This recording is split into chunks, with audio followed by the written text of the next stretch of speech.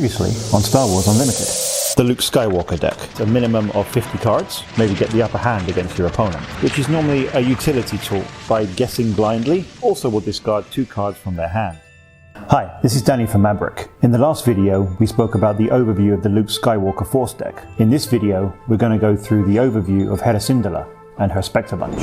Now, her deck works a lot differently to Luke Skywalker's one, as her special ability is she ignores aspect penalties, so that's the aspects that you may have to pay additional costs for if you don't have them on either your leader or your base, as long as they have the Spectre keyword. As we can see, her special keywords are Rebel, Twi'leks, and Spectre. So as you would assume, a lot of the cards in her deck are all focused around Rebels and Spectres, because it also means that she can take a whole load of cards from a variety of different aspects as long as they have the Spectre keyword, and she works very well with them. We can see how the resource curve is a lot different compared to Luke Skywalker's one. Hera Syndulla's deck is a lot more heavy on the lower end and doesn't have much in the upper end, because basically she doesn't really need it. With all the special abilities and the synergies that come with all the Spectre cards in this deck, they basically make up the main part of the deck and give it all its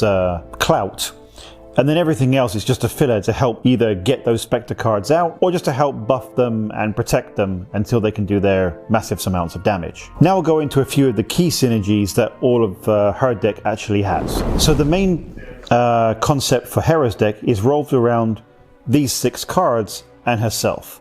These are all the Spectre cards that you can get in the Spark of Rebellion set. Hera herself basically gives the same ability again, that she can ignore the aspect penalties for Spectre cards, and whenever she attacks she can give a +1/+1 counter to another unique unit. Remembering, as I said before during Luke's one, the unique units are the ones that have this star symbol next to their name. We'll just quickly breeze over these 2 again.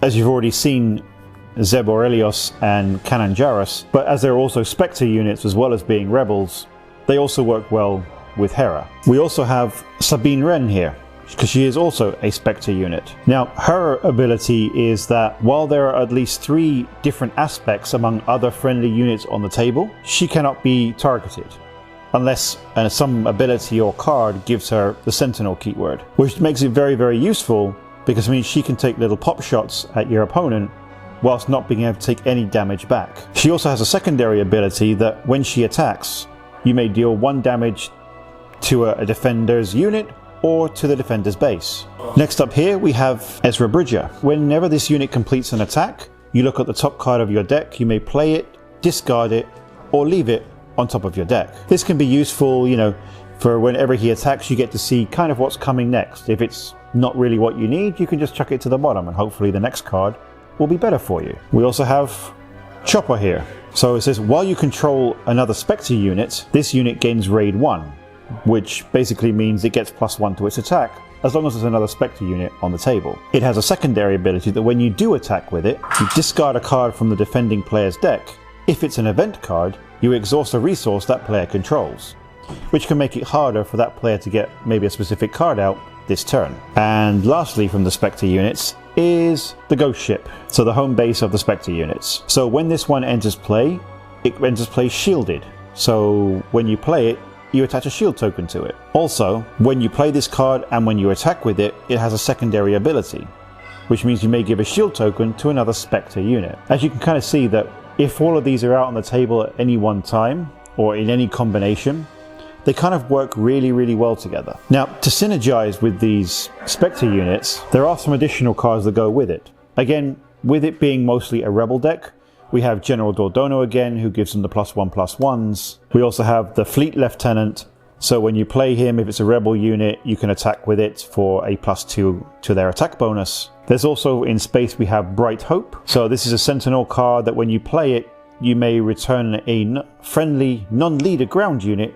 to its owner hands, and if you decide to do that, then you get to draw an additional card. You have the Echo-based Defender, which is just a very useful Sentinel that can just help annoy your opponent so they can't attack your base. As we covered before, you have the Wing Leader, which we covered in Luke Skywalker's deck, who gives 2 +1/+1 counters to another Rebel unit. Admiral Akbar, he has the Restore 1 ability, so if he attacks, he can heal 1 damage from the base, but he's more useful to be used for his when played ability, that you may deal damage to a unit equal to the number of units you control in that specific arena. We also have Mon Mothma here. She has a cool ability to be able to search the top 5 cards of your deck for any card with the Rebel keyword. You reveal it and put it into your hand. So it can be useful for getting an additional card into your hand straight away. And lastly, as a useful little tool here, we have the Alliance Dispatcher. All he does is basically when he's in play, you can tap him for his action ability, which means you can play a unit from your hand, but it costs 1 less resource to do so. Finally, I'm going to go through a few of the event cards that we have here. We have Command, which basically gives you can choose 2 options from any of the 4 that are listed, give an experience, 2 experience tokens to a unit. A friendly unit can deal damage equal to its power to a non-unique enemy unit. You can play as a resource if you would like to, or return a unit from your discard pile to your hand. So it's kind of a multi-tool here. We can give you multiple options. Resupply, which is basically just another way to get additional resources in quickly onto the field. You're My Only Hope. This allows you to look at the top card of your deck. You may play it if you want to. If you do so, it costs 5 less resources to play it. And if your base has 5 or less remaining hit points, you may play it for free instead. Spark of Rebellion. So you look at your opponent's hand and you just discard a card from it. Blast. A friendly unit deals damage to an enemy unit equal to the amount of damage on the friendly unit +1. Tactical Advantage, which basically gives any random unit you like a +2/+2 just for this phase. And then finally, Rebel Assault. So with Rebel Assault, it allows you to attack with a Rebel unit and it gets +1 for this attack. And then you can attack with another Rebel unit, which also will get +1 to its attack for this round. As you're starting to see, there is a lot of synergy in these decks, but they're very simple synergy. So as long as you can get the key cards out and get the buffs off, it can be quite deadly, and your opponent kind of has no answer to it if it can't deal with, especially with this deck, with all the Spectre cards. The Spectre cards are what make this deck so dangerous. If you don't deal with each Spectre card as it comes out, and allow them to build up a few of them out there, you're really going to start having problems of just not being able to get over the top because they just keep defeating everything that you have.